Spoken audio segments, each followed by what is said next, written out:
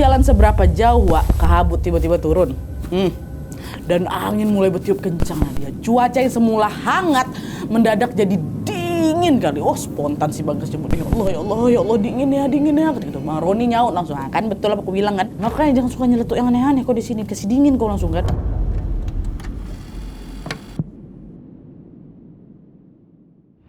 Assalamualaikum warahmatullahi wabarakatuh. Terima kasih sudah klik video ini. Gimana kabar kalian semua, Wak? Semoga sehat-sehat ya. Di Jogja lagi sering hujan, Wak. Di kota kalian gimana? Jaga kesehatan dan jangan sampai telat makan, Wak ya. Musim lagi nggak nentu kayak ini bikin rawan sakitnya. Aku aja lagi batuk-batuk ini ya. Kalau nggak urgent kali mending udah kalian istirahat aja di rumah sambil ini nontonin video aku. Karena seperti biasa di malam ini aku akan nemenin kalian lagi dengan menceritakan satu kisah horor Wawa part 349.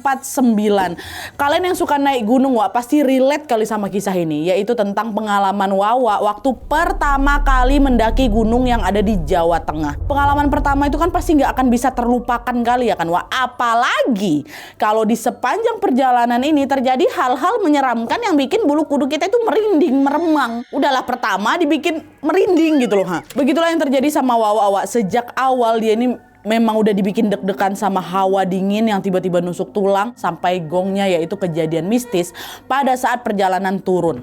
Penasaran apa yang terjadi sama Wawa dan kenapa semua ini bisa terjadi? Tanpa berlama-lama kita langsung masuk aja ke ceritanya ya. Check it out.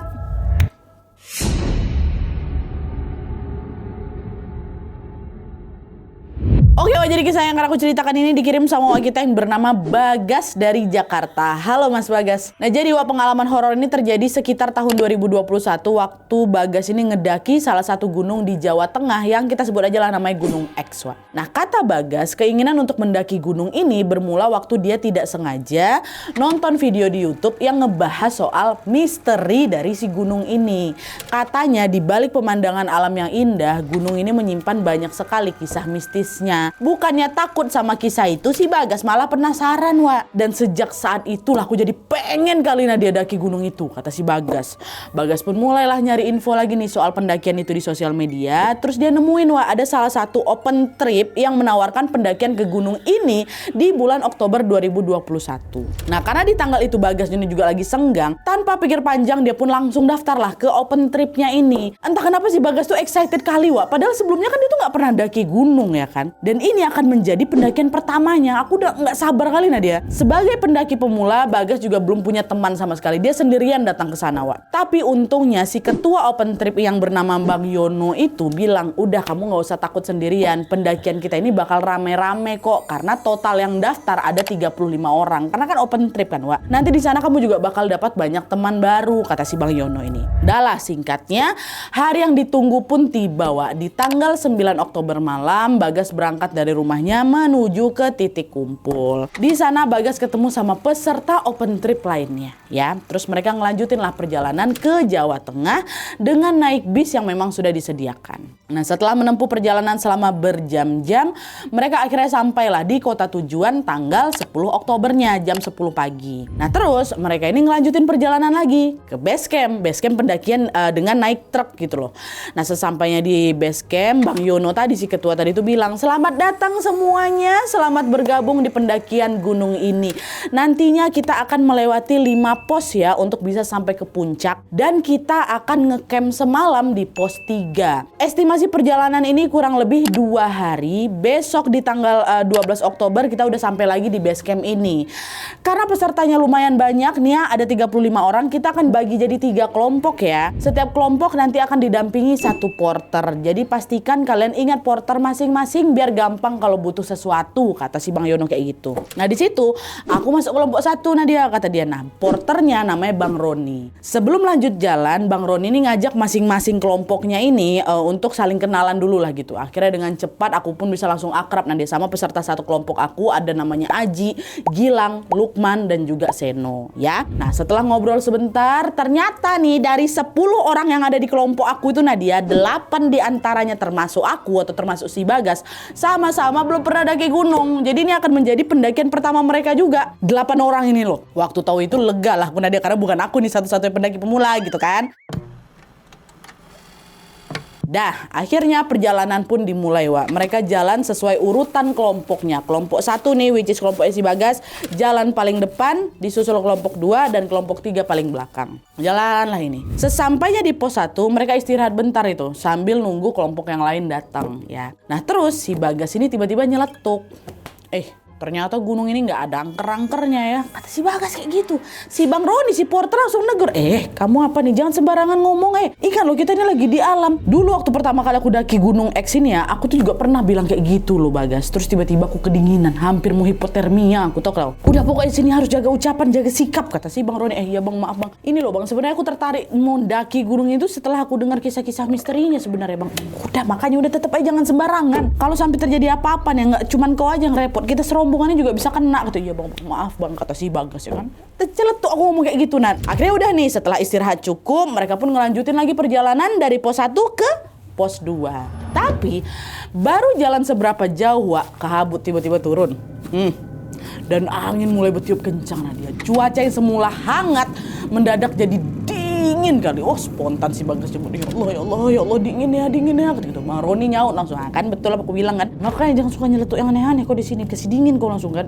Iya bang, ya jalan aja lo, insya Allah aku masih aman kok, kata kayak gitu. Udah, Bagas lanjut jalan lagi lah ini sambil nahan si hawa dingin itu.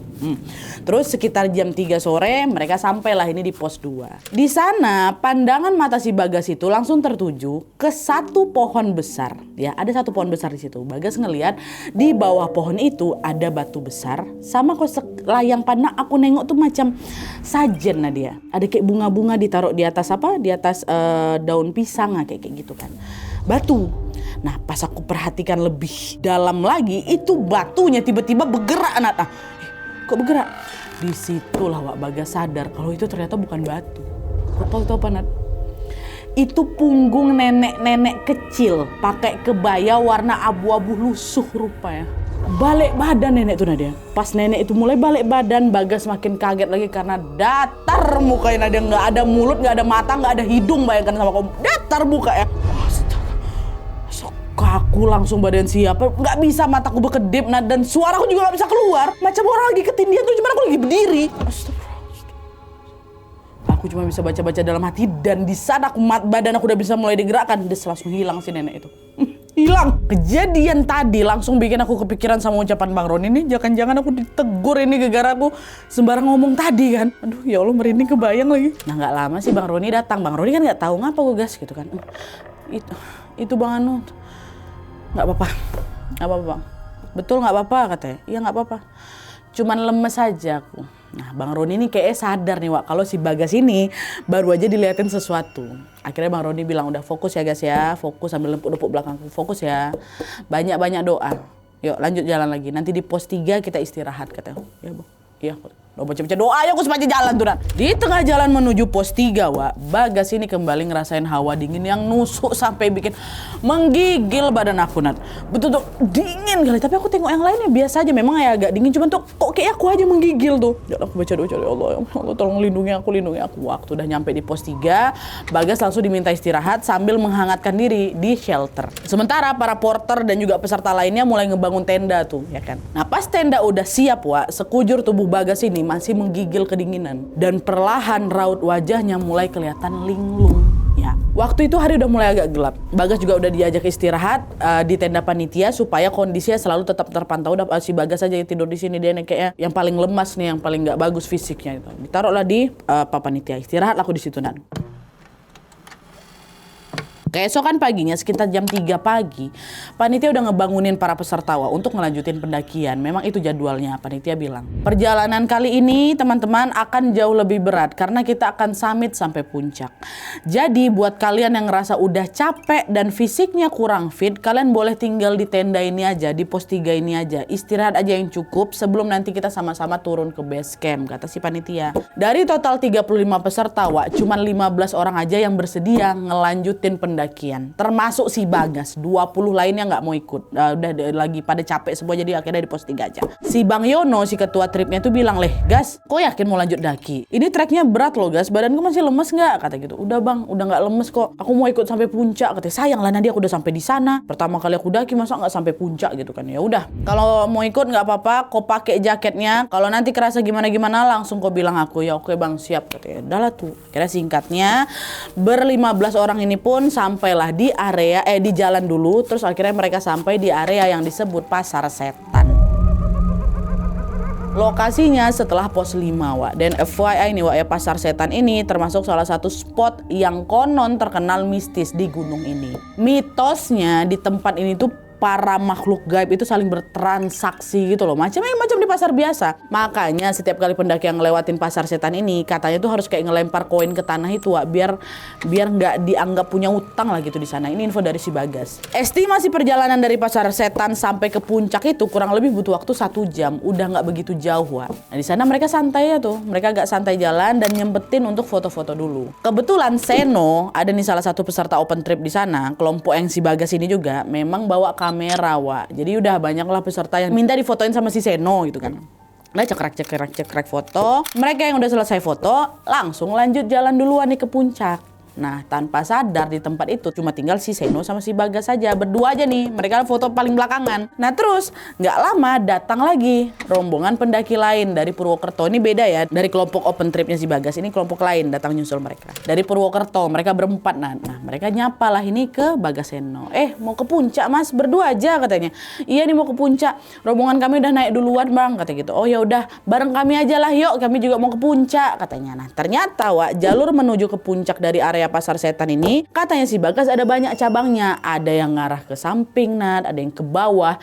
Cuman anehnya nggak ada yang ngarah ke atas. Mereka ada berenam nih ya kan. Akhirnya mereka pilih jalannya ke samping. Tapi setelah ditelusuri buntu jalan tuh Nat. Nah salah satu pendaki Purwokerto itu ngajak mereka, udah yuk putar balik aja biar kita nggak nyasar terlalu jauh. Nah di situ waktu udah balik ini mereka lagi-lagi bingung harus ngambil jalan yang mana. Terus kita lewat jalan yang mana ini ya kan. Emang nggak lama mereka dengar ada suara ramai dari atas. Kami yakin dia itu pasti dari puncak gitu ya kan. Suaranya lumayan ramai, berarti ini puncak memang udah deket nih ya kan.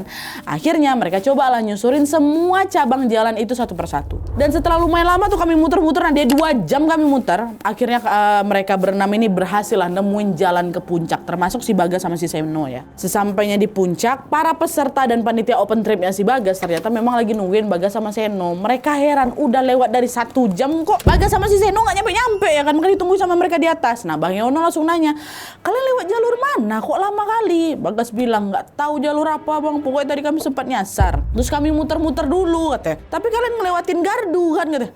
Gardu apa? Nggak ada, kayak sepanjang jalan nih kami nggak ada ngeliat gardu lah Bang, kata si Bagas. Yang betul, kalau mau ke puncak pasti ngelewatin gardu loh katanya.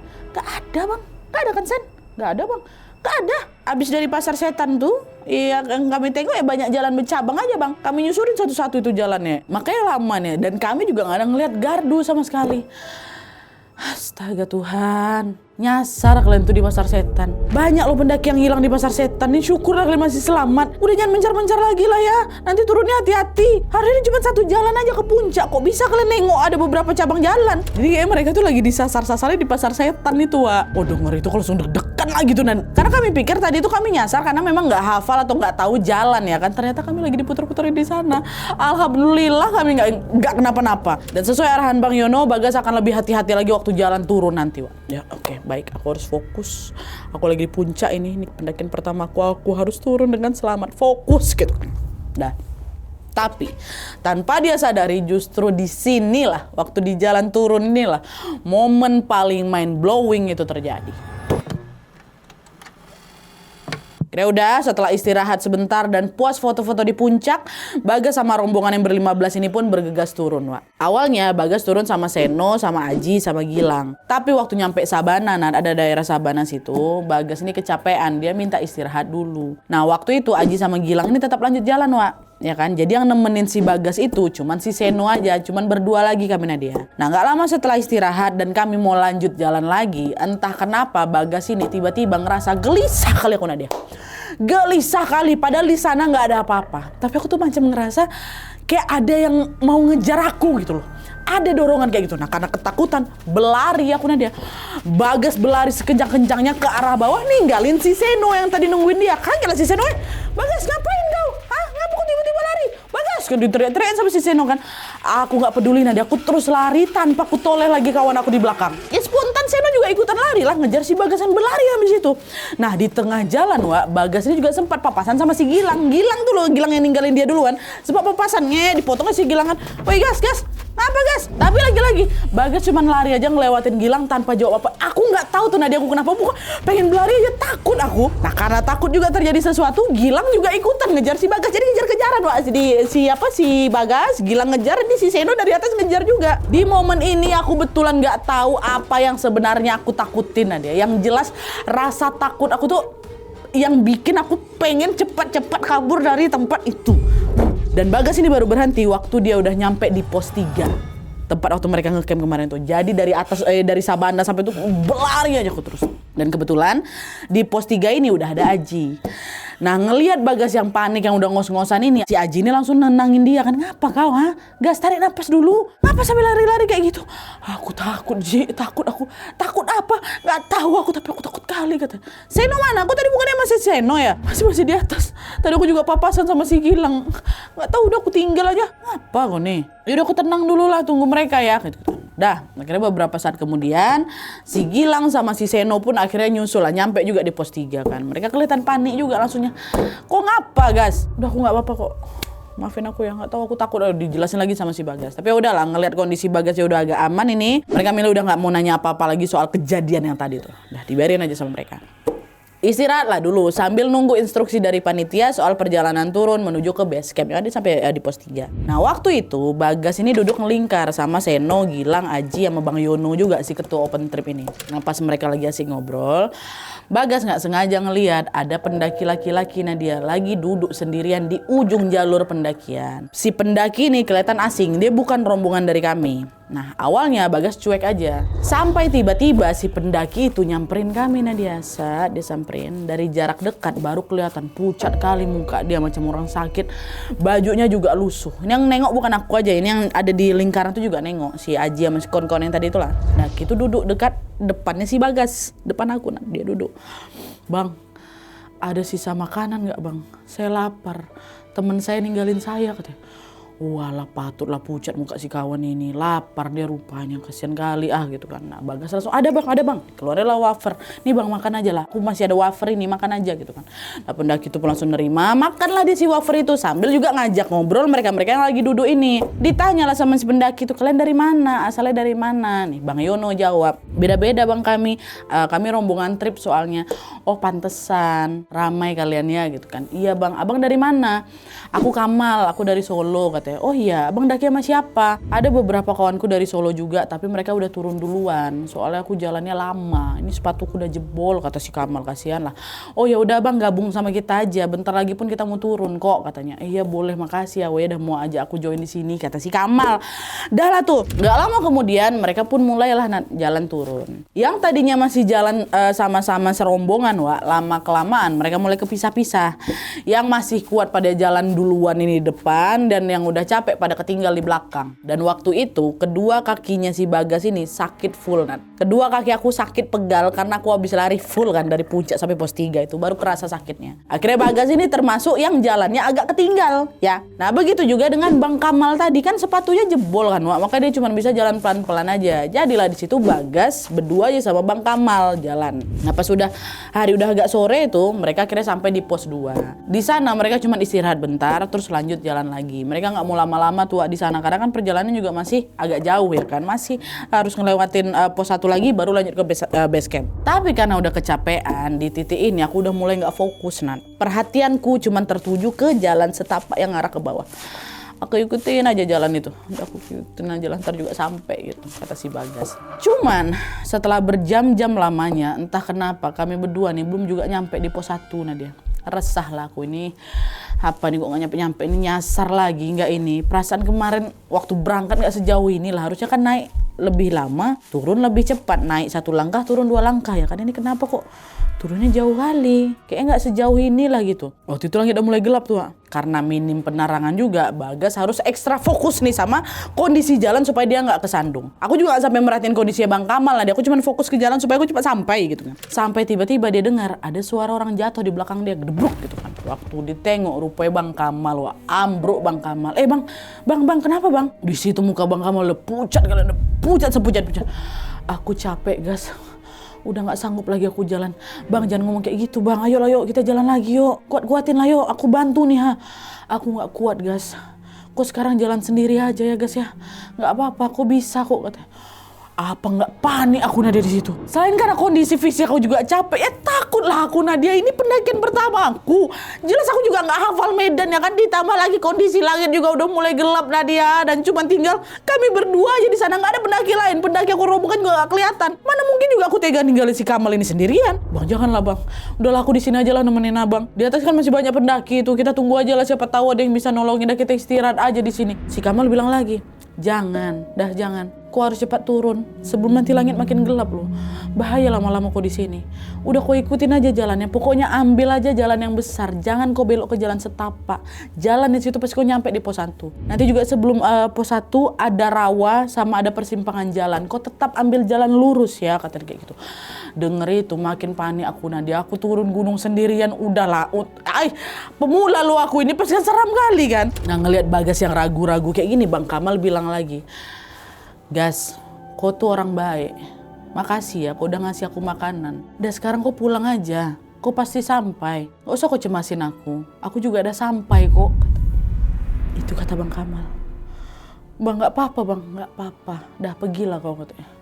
Ya udah Bang, aku lanjut jalan turun dulu ya. Abang tunggu di sini. Nanti kalau aku udah ketemu sama rombongan, aku cari bantuan buat Abang. Abang juga nanti kalau misalnya ada orang dari atas lewat sini, Abang udah ngerasa mampu, ikutlah sama mereka Bang ya, kata si Bagas kan. Akhirnya udahlah Nat, macam mana lagi dengan berat hati, aku pun tinggalin Bang Kamal. Jalanlah aku kan turun. Setelah jalan agak jauh, Bagas akhirnya betulan sampai di rawa dan di persimpangan jalan. Ini berarti udah mau dekat kali sama pos 1 ya kan. Sesuai arahannya dari Bang Kamal, Bagas pun ngambil jalan lurus. Jalan gitu. Gak berselang lama, Bagas disalip dari belakang sama pendaki tektok rupanya. Pendaki yang langsung muncak terus turun di hari yang sama gitu. Gak ada nginap-nginap, gak ada ngecamp. Nah pas nyalip si Bagas, pendaki itu bilang, "Weh nanti jangan belok ya Mas ya, lurus aja," katanya. Nah, karena pendaki itu sambil berlari, Bagas gak sempet nahan Dia cuma teriak aja, Mas, tadi ada ngeliat pendaki duduk di jalur pendakian gak Mas? Gitu Mas. Bang Kamal maksud si Bagas. Gak ada Mas, gak ada orang di sana, kata si orang ini. Heran lah si Bagas. Kok dia gak nengok si Kamal ya? Lagi nepi buang air apa Bang Kamal? Masih positif thinking aku tuh Nan. Oh ya Bang, makasih. Dah, gak lama disalip lagi sama pendaki tektok lain juga. Bagas nanyain hal yang sama. Mas, tadi ada ngeliat pendaki duduk di pinggir jalan gak Mas? Sama juga jawabannya. Enggak ada siapa-siapa Mas. Makin heran lah aku. Kok nggak ada lagi ya? Jangan hilang pula Bang Kamal nih. Panik. Bagas terus jalan dengan perasaan yang udah mulai campur aduk. Di satu sisi aku pengen putar balik ke atas untuk pastiin kondisi Bang Kamal. Tapi di sisi lain aku juga ada kecapean kali Nadia. Aku juga takut. Aku harus nyampe dulu. Aku nggak bisa sendiri. Akhirnya Bagas cuma bisa lanjut turun lagi. Biar cepat sampai dan biar bisa minta bantuan gitu kan. Nah beberapa saat kemudian Bagas disalip lagi. Tapi ini bukan yang tektok. Sama 4 orang pendaki. Dan kali ini mereka duluan yang nyapa. Mas sendiri aja Mas, kata gitu kan. Enggak, tadi ramean bareng open trip. Tapi kakiku sakit makanya aku tinggal katanya. Tadi aku berdua juga sama pendaki asal Solo. Dia nyuruh aku turun duluan. Ini dia masih di atas. Dia nggak kuat jalan. Tadi kalian sempat papasan sama dia nggak? Ke-4 orang ini ditanya masih Bagas. Pendaki asal Solo. Emang dia berhenti di mana Mas? Aku nggak tahu pastinya di mana. Yang jelas setelah pos 2, sebelum pos 1. Dia duduk di tepi jalur. Ada kalian tengok? Gak ada weh. Kayak kami nggak ada nengok siapa-siapa lah Mas di sana. Atau mungkin dia udah lanjut jalan nggak gitu? Nggak mungkin. Boro-boro mau lanjut jalan, ngomong aja udah nggak kuat kok dia. Coba kalian ingat lagi, dia pakai kemeja merah sama pakai celana trending katanya. Nggak ada Mas, nggak ada siapa-siapa di sana. Kami juga tadi jalan kok nggak berlari, nggak ada nengok kan weh, nggak ada nengok. Nanya ke 4 kawanan lainnya nggak ada gitu. Makin gelisah lagi aku. Astaga gimana nih ya? Bang ada Bang tadi di situ. Makin lama makin panik siapa ini jadi kayak menggebu-gebu gitu nanya untuk memastikan keempat orang ini. Karena udah banyak orang yang turun ditanya nggak ada, Bagas ini pun mau naik ke atas. Udah aku susul ke atas aja lah, ditenangin. Mas jangan dulu mas, turun dulu aja, nanti di bawah kita cari bantuan untuk teman mas di atas. Tapi kayak mana dia, woi, kasihan pula dia sendirian. Kalian pun dari tadi juga nggak ada nengokin dia, aku takut dia kenapa-napa. Nah justru itu, kamu nggak bisa berangkat sendirian ke atas kalau memang kita nggak ada ngelihat dia. Kalau misalnya dia jatuh kayak gimana? Kamu juga nggak bisa nolong sendirian kan, kata mereka berempat. Ini mana nih, akhirnya dengan segala bujukan akhirnya Bagas mau diajak turun dulu ke base camp ya kan. Sesampainya di base camp, para pendaki itu yang berempat ini langsung datang ngomelin open trip aku Nadia. Kalian nih kayak gimana nih? Itu teman kalian kan, sambil nunjuk aku. Kok dibiarin turun sendirian? Tadi kami nemuin dia linglung loh, katanya ada pendaki yang lagi sakit di jalan. Di sepanjang jalannya dia bilang kami nggak ketemu siapa-siapa. Selain dia nih Bang Yono si ketua open trip yang denger omelan itu juga langsung klarifikasi, Bang kami nggak ninggalin Bagas sendirian Bang. Tadi Bagas tuh emang turun berdua sama pendaki lain asal Solo namanya Bang Kamal katanya. Tapi kami nggak ketemu siapa-siapa di jalur pendakian itu selain si Mas Bagas ini. Mungkin waktu kalian lewat Bang Kamal itu lagi buang air. Udah kita coba tanya dulu aja lah ke si Bagas ini gitu kan, kata si Bang Yono. Bang Yono langsung lah nanya ke aku Nadia soal kejadian tadi. Aku pun ngejelasin lah semuanya ya kan. Nah di akhir Bagas itu bilang, kita cari Bang Kamal yuk. Kasihan weh, dia lapar, dia sendirian. Kok dia kenapa-napa gimana gitu. Bang Yono bilang lagi, Bagas, kita tunggu aja dulu ya. Ini siapa tahu Bang Kamal udah jalan turun. Dan memang waktu itu masih banyak pendaki yang lagi turun, Wak. Nah, setiap ada yang nyampe di base camp pasti langsung ditanya, kalian ada papasan sama Bang Kamal weh yang bajunya baju merah kayak gitu. Cuman jawaban mereka semua yang turun ini selalu sama, kami nggak ketemu siapa-siapa. Nah, takut terjadi sesuatu, Bagas sama teman-temannya barulah memutuskan untuk lapor ke petugas registrasi dulu. Mereka jelasin nih semua kronologinya dari awal sampai akhir. Terus si petugas ini nanya, kalian ketemu langsung nggak sama orangnya? Siapa aja yang nengok? Kata si ini kan. Si Bang Yono jawab, kami nengok Bang. Itulah si Gilang, si Seno, si Aji, si Bang Yono, si Bang apa itu nengok. Cuman Bang yang paling lama sama dia Bagas, karena tadi itulah ya kan. Seolah tahu apa yang terjadi, si petugas registrasi ini langsung keluar dari posnya. Dia nyamperin si Bagas, ditepuk-tepuk pundakku Nadia. Petugas registrasi itu ngomong sesuatu yang bikin aku langsung shock. Alhamdulillah kamu selamat mas. Orang yang kamu temui itu bukan manusia. Dia pendaki yang udah meninggal dan mayatnya memang ditemukan di sekitar pos 2 dan pos 3. Dia memang sering nampakin diri, bukan cuma kemas aja. Kamal bukan manusia, Wak. Apa enggak Nat, baru kali itu aku menangis depan orang Nat. Menangis aku di situ. Kok iya bisa dia tuh hantu? Tadi tuh loh kami betulan ngobrol. Kami betulan jalan berdua. Yang nengok bukan cuma aku aja, Bang Yono, si Aji semua juga nengok tuh dia datang bilang lapar tuh. Dia makan kok wafer, aku ditengok juga sama kawan-kawan. Senyata itu dia. Ngerasain semuanya udah susah kali dipercaya Nadia, tapi aku langsung keingat lagi sama ucapannya Bang Kamal sebelum pisah tadi ya kan. Ingat kan Glenn? Sekarang kau pulang, kamu pasti sampai. Jangan khawatirin aku, karena aku juga udah sampai. Jangan-jangan dari kalimat itu secara tidak langsung Bang Kamal ini lagi bilang rumahku sekarang ada di gunung dan aku udah sampai di sini. Semua kejadian itu bikin perasaan si Bagas langsung campur aduk, Pak. Bang Roni si porternya bilang lagi, gak sabar gas, semoga ini gak bikin kok kapok naik gunung, kata si abang itu. Walaupun aku shock setengah mati dia. Kejadian itu memang gak bikin aku kapok sama sekali. Di hari kemudian waktu keadaan udah lebih tenang, mendaki lagi aku gunung. Jadi pendaki betulan aku malah Nat. Gak ada aku kapok. Dan semoga di pendakian selanjutnya Bagas selalu aman dan terjaga Wak ya. Amin ya rabbal alamin. Oke Wak, jadi itu tadi kisah pendakian pertamanya Bagas. Kisah ini tuh jadi bukti nyata dari kalimat segala sesuatunya tergantung niatnya. Kalau niatnya bagus, insya Allah hasilnya juga bagus. Tapi kalau niatnya jelek, hasilnya juga bisa jelek. Di kisah ini Bagas ini kan pengen ngedaki gunung ini dengan niat apa? Pengen ngebuktiin kisah misteri yang ada di sana ya kan? Dan ternyata betul di sepanjang perjalanan dari berangkat aja nih sampai balik, Bagas betulan ngalamin banyak sekali kejadian mengerikan kan Wak. Dan puncaknya waktu itulah Bagas ketemu sama Kamal. pendaki yang ternyata sudah meninggal di gunung itu. Cuman alhamdulillahnya di sini Bang Kamal itu nggak ada niat jahat, wah ya justru dia yang sudah nganterin Bagas ini turun, nyemangatin si Bagas ini turun. Mungkin dia tahu kondisi Bagas ini waktu itu memang udah nggak fit, bahaya kalau turun sendiri kan, maka dia deketin sama si Bang Kamal. Semoga Bang Kamal tenang di sana dan semoga Bagas dan kalian yang suka mendaki gunung selalu diberikan keselamatan dimanapun kalian berada. Ingat ya Wak ya, sayangku, cintaku, mengkekku, jangan sembarangan ngomong dan juga jangan sembarangan bersikap. Selalu waspada, hati-hati, dan jangan lupa berdoa. Oke? Baik Wak, sekian dulu videonya. Terima kasih banyak yang sudah menonton. Kalau kalian suka video ini, klik like-nya. Jangan lupa komen di bawah gede dan saran-saran untuk selanjutnya. Jangan lupa nyalain notifikasi ya supaya kalian tahu kalau aku upload video baru. And as always, jangan lupa untuk klik tombol subscribe supaya kalian sama-sama tahu informasi menarik dan menegangkan dari channel aku. See you next video, Wak. Bye.